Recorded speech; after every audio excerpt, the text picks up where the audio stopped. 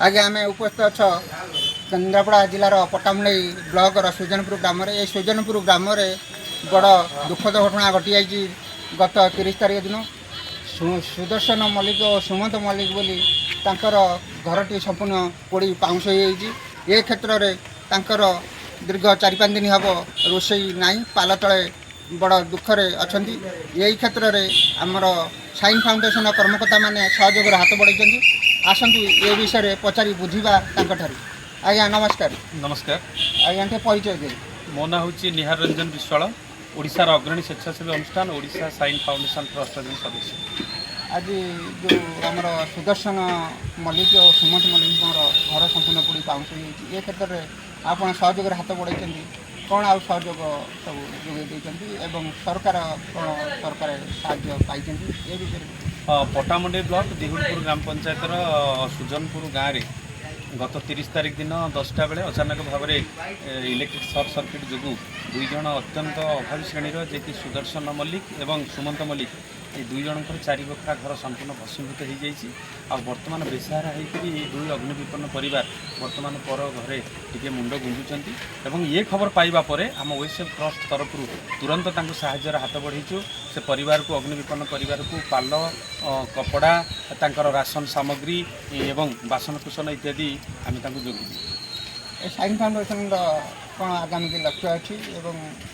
आगामी के लक्ष्य रही आम जेकोसी परिस्थिति जो साहाय्य दरकार पड़ुची से मेडिकल को जीवाई हो गोटे गरीब श्रेणी मेधावी पिला पाठ पढ़ाई हो कि गरीब झील मानू मागणा टेलरिंग गोटे मदनपुर आम गोटे टेलरिंग यूनिट अच्छी जो मागणार आम से शिक्षा दूचु और से शिक्षा कर सारापर जदि से निज गोटे निजे छिड़ा हाँपाई चाहूँगी परिवार तरफ गोटे मेसीन से करुच्ची तो भल कथा जदि से मेसीन किणी पारना आम आम अनुष्ठान तरफ गोटे मेसीन जोगे देती जहाँफल से स्वावलम्बी होती अग्निविपन्न परिवार पाखे और बन्या वित्पात लोक पाखे जो दरकार पड़ुची सेवा तुरंत ओएसएफ ट्रस्ट तरफ जाए यही सब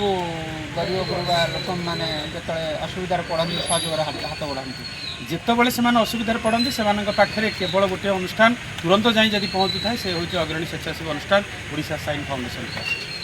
बन्या पीड़ित लोक साहय हाँ आम यही बन्या पीड़ित 50टी परिवार को आम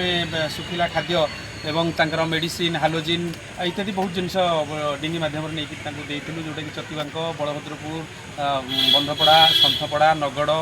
कुस्तिया गरीब लोक मैंने मेडिकल जापर सहयोग हाथ निश्चित भाव में बहुत आर उदाहरण अच्छी आम सब सेवा करने प्रस्तुत। ये जो गरीब लोकटी आम सुदर्शन मल्लिक और सुमंत मल्लिक घर जो इलेक्ट्रिक सर्ट जो लगे ये सरकार कौन सहयोग कले आम से परिवार पाखे पहुँचवा सहित स्थानीय सरपंच जे नरेश बाबू अच्छा आम से डाकी सहयोग आम अनुरोध करूँ सी तरफ अंत्योदय गृह योजना से दुई अग्निविपन्न परिवार को देवे पूर्ण प्रतिश्रुति।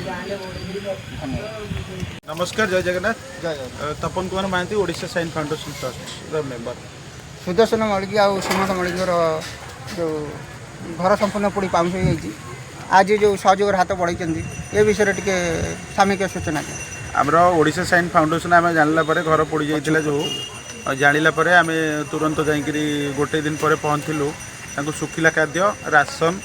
आउ चाउल अटा कतरू सब आम राशन सामग्री देलु आउ पिंधिबा वस्त्र हांडी कड़ा आ गोटे पाल आउ सब प्रकार व्यवस्था आम करिक आसलु।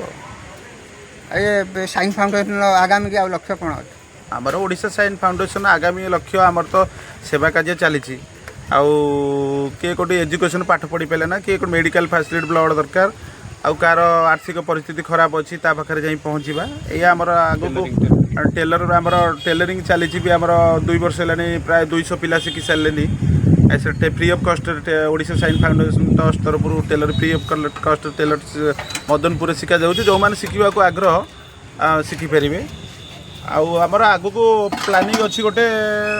वृद्धाश्रम कर प्लानिंग अच्छी कौन हो ठाकुर दया आज जो सहयोग हाथ बढ़े कौन कौन सब सहयोग कले जो इलेक्ट्रिक सर्ट जो घर पड़ा आम जाइलु राशन सामग्री पिंधिबा वस्त्र आमर कप जो पाल राशन आउ हांडी कड़ा सब डिची आम सब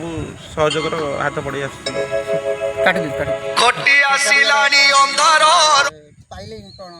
ସରକାରଙ୍କ ସାହାଯ୍ୟ? ସରକାର ଆମେ ସେ ସରପଞ୍ଚ କହିବା କଥା ପ୍ରଥମେ ଆମେ ଯାଇ ଓଡ଼ିଶା ସାଇନ୍ ଫାଉଣ୍ଡେସନ୍